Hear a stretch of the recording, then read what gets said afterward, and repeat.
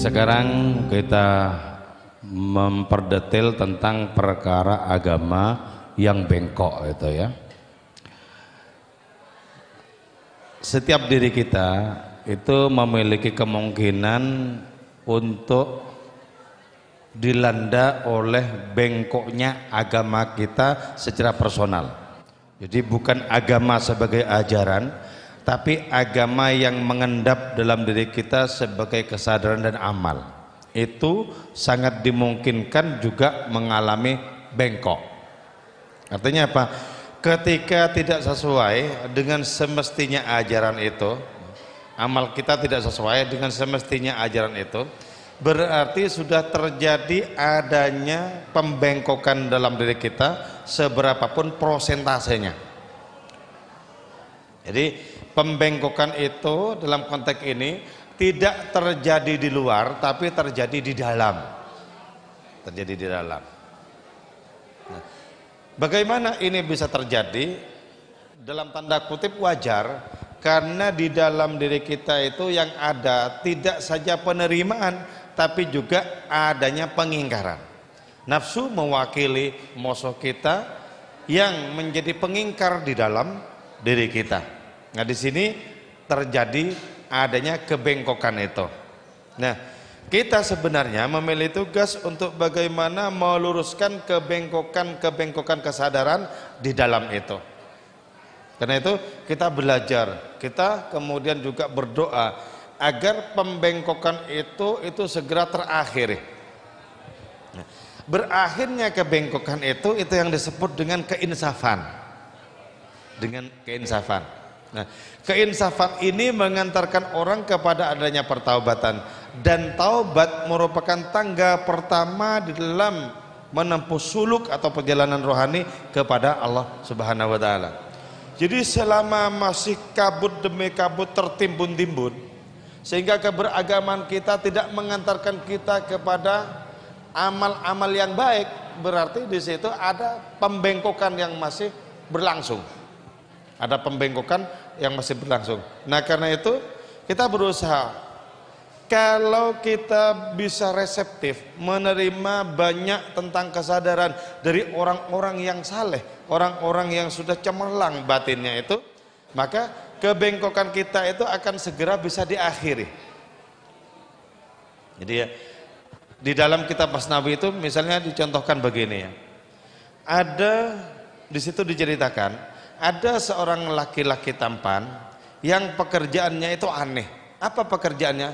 Memandikan dayang-dayang, putri-putri raja. Jadi ini pekerjaan yang enak dilakukan dan bayarannya besar. Sudah enak, dapat bayaran ya kan.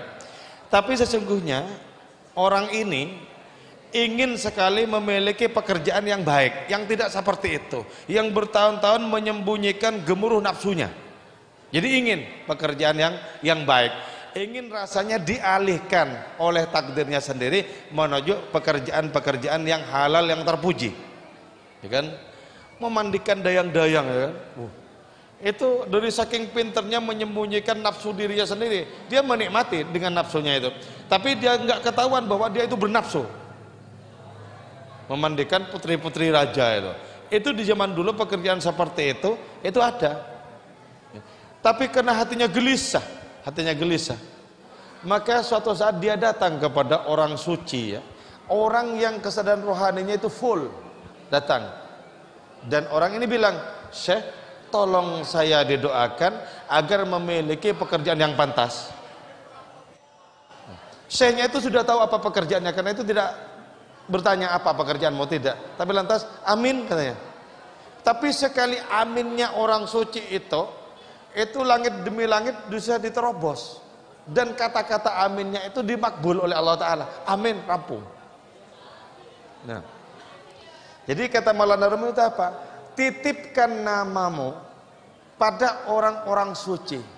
Andaikan engkau masih bengkok, maka ketika namamu dititipkan pada orang suci dan namamu disebutkan dalam hatinya saja, maka kau akan bisa berubah untuk menjadi orang-orang yang penuh keinsafan dan kesadaran. Kenapa? Karena hati orang suci itu mahalun nadzurillah, yaitu fokus dari pandangan Allah Ta'ala. Allah senantiasa memandang hati orang yang suci itu. Kalau di situ ada nama kita itu bisa terberkati karena mendapatkan tatapan rahmat dari Allah Subhanahu wa taala karena kita berada di hati orang suci itu. Ini pentingnya kita menitipkan diri kepada orang-orang yang akrab dengan Allah. Karena mereka menjadi fokus pandangan Allah. Ketika Allah menemukan nama kita di hati mereka, maka kita akan terberkati karena itu. Oke.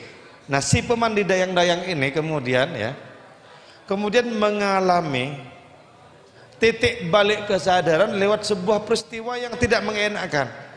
Apa itu? Salah satu dari dayang itu kehilangan subang emas. Kehilangan perhiasan emasnya itu, kehilangan subangnya.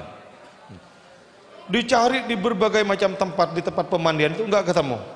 Dicari ke sana kemari enggak ketemu. Tinggal satu yang belum digeladah. Itu si pemandi itu kira-kira menyimpan subang emas itu atau tidak, kan? Itu sudah deg-degan itu. Si anak muda itu deg-degan. Kalau nanti sampai digeledah dan kemudian ketahuan bahwa dia bernafsu, ancaman besar, bisa dibunuh itu. Digeledah dayang-dayang itu. Ternyata kok malah bernafsu, bersyahwat, itu bisa malah petaka itu. Dalam kondisi ketakutan, orang ini kemudian berdoa, ya Allah, selamatkan aku, bebaskan aku dari pekerjaan jahanam ini. Ternyata apa? Si laki-laki itu dituduh menyembunyikan subang emas itu. Nah, karena sudah dituduh, takut di situ bercampur dengan malu, seolah-olah tidak memiliki darah lagi, pucat sepucat-pucatnya. Nah, ketika pucat itu mencapai puncaknya, subang itu ketemu. Tapi ini sudah punya alasan untuk keluar. Kenapa dituduh? Nah, jadi namanya dititipkan orang suci, diproses oleh Allah Ta'ala bagaimana caranya bisa keluar dengan terjadinya peristiwa seperti tadi. Nah, itu berarti apa? Benar Rumi ketika mengatakan, titipkan namamu pada orang suci, maka adanya pengingkaran dalam dirimu, adanya dosa-dosa dalam dirimu akan terampuni dan engkau bisa memasuki fase keinsafan dalam hidupmu. Ini pentingnya kita terhubung dengan orang-orang yang akrab dengan Allah Ta'ala agar bengkoknya agama yang kita ciptakan itu bisa menjadi lurus dengan adanya keinsafan, kesadaran itu. Akuilah bahwa aku ini memang bangsat, aku ini memang bajingan. Tapi ketika dekat dengan orang yang akrab dengan Allah Ta'ala, itu bisa merupakan titik awal dari sebuah kesadaran rohani. Dulu juga dalam kitab Nafahat dijelaskan, diceritakan. Ibrahim bin Adham itu kan sesungguhnya seorang raja di Afghanistan sana. Turunan raja.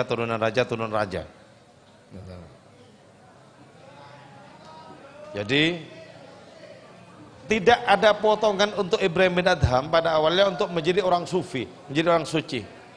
Tapi suatu saat begini, Ibrahim bin Adham ini bermimpi malaikat sedang menulis-nulis. Nah, di dalam mimpinya itu Ibrahim bin Adham tanya, jenengan nulis apa? Saya nulis nama-nama para wali. Ibrahim bin Adham lalu tanya, apakah ada nama saya? Tidak ada. Begini, sebentar dulu, jangan diakhiri tulisan-tulisan itu. Walaupun saya tidak termasuk orang wali, tapi saya mencintai para wali. Mencintai para wali. Jadi saya bukan di antara mereka, tapi saya senang kepada mereka. Walaupun saya pendosa, saya senang mereka. Atau kata Ibrahim bin Adham. Nah, sudah kemudian dia terbangun dan dia merasa tidak termasuk di antara mereka, tapi senang terhadap mereka para wali itu. Setahun kemudian ketika bermimpi malaikat itu lagi menulis-nulis itu tanya lagi dengan pertanyaan yang sama. Yang jenengan tulis itu apa? Nama wali. Namaku ada. Jadi semula tidak terdaftar menjadi terdaftar, itu karena pengaruh orang-orang yang suci para wali itu. Nah, di sini ketika kita sadar bahwa agama bentukan kita dalam diri kita itu bengkok, karena tak sepenuhnya kita patuh kepada ajaran itu, maka usahakanlah agar terhubung dengan orang-orang terkasih di hadapan Allah. Itu bisa menjadi awal mula bagi adanya kesadaran-kesadaran spiritual itu. Ini pentingnya tawassul ya, ini pentingnya wasilah, pentingnya perantara. Jadi lewat perantara itu kita bisa menemukan posisi. Misalnya ya tidak usah dalam perkara rohani, dalam perkara lahiriah, dalam perkawanan saja itu bisa begitu. Jadi orang misalnya kok tiba-tiba mau mengundang seseorang yang memang sudah termasyhur dan orang ini belum dikenal siapa-siapa, itu bisa sulit. Kenapa? Lah jaminannya apa? Aku tahu siapa di sana. Jadi ya, pernah ada teman satu kampung dengan saya itu mau ngundang Habib Syekh, datang sendirian ke tempatnya Habib Syekh di Solo itu. Nah, terus Habib Syekhnya itu tanya, di mana di Sumeneb? Lah terus saya kenal siapa itu loh, gimana ini? Jadi, kalau tidak kenal siapa-siapa, nanti kan kalau diundang begal gimana? Jadi ketika ada perantaranya, orang yang memang dipercaya oleh beliau, bisa dengan enak. Nah, ini pentingnya perantara.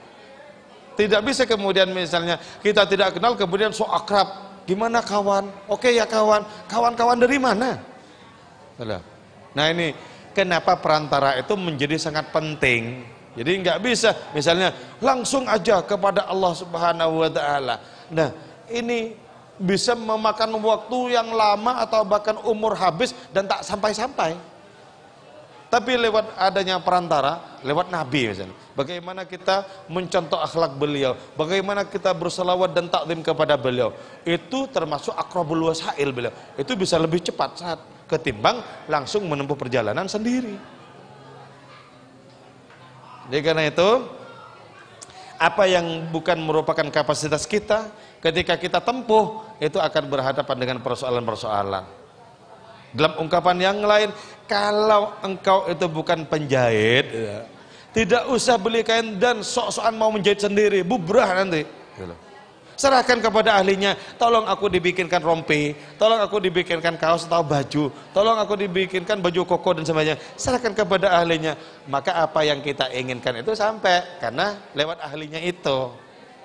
Jangan kemudian bisa, apa-apa seolah bisa, padahal ya nggak bisa. Nah itu yang akan menjadikan perjalanan tersendat-sendat. Bersama dengan orang suci, kau mungkin hanya butuh 2 hari untuk sampai kepada Allah. Tapi kau berjalan sendiri 200 tahun belum tentu sampai kepada hadiratnya itu. Jadi ini ya, kita mesti menyadari tentang bengkok-bengkoknya keberagamaan dari kita secara personal tuh. Di mana bengkoknya? Misalnya masih sering kali bohong, bengkok itu, atau subuhnya hilang, serong itu. Loh. Jadi gimana kita atasi itu? Dekatlah kepada orang-orang yang magnet rohaninya itu kuat. Saya itu ya punya teman ini pegawai KUA, kan jelas di bidang agama toh, KUA, kantor urusan agama dan Islam itu. Enggak tanggung-tanggung, lulusan syariah UIN Sunan Kalijaga. Ya. Dia ini punya motor tapi tidak punya SIM. Berangkat ke kantor KUA. Pulangnya dia tidak lewat jalur yang biasanya tapi menjauh. Ternyata di situ ada apa? Ada operasi lalu lintas. Ketika diperiksa teman saya itu kan nggak punya SIM. Bilang apa? Lupa Pak katanya. Padahal dia nggak punya. Terus dia bilang, kenapa ya Mas? Bilang sama saya, kalau terdesak itu kok cenderung kemudian berbohong. Lah ya karena ada bengkok-bengkoknya Mas kan. Kalau memang jujur kan, ya bilang saja nggak punya, itu aja kan rampung toh. Masih bilang ini punya tapi lupa ya kan. Nah orang kalau sudah bohong semakin dikejar makin bertambah bohongnya. Misalnya sudah lama bikin, udah lama bohong lagi toh. Kira-kira di mana tertinggalnya, lupanya di mana? Di atas TV bohong lagi gitu. Jadi bengkok itu semakin bertambah ketika tak disadari. Karena itu sadar tentang bengkok itu namanya keinsafan. Dan keinsafan itu biasanya lewat orang-orang yang memang sudah mengalami bolak-balik datang kepada Allah Subhanahu wa taala. Kenikmatannya itu adalah kenikmatan patuh kepada hadirnya. Nah itu baru sudah bisa. Jadi karena itu kita memahami agama yang bengkok, dinahumul mu'wajjah itu tidak dalam konteks agama di luar, tidak dalam konteks agama kelompok, agama personal saja. Apa bengkoknya kan gitu. Misalnya banyak lupa kepada Allah, bengkok itu. Orang sudah diperintahkan zikirlah sebanyak-banyaknya, malah lebih banyak zikir kepada yang lain-lain. Jadi ini pentingnya sadar tentang bengkok personal dalam diri kita masing-masing.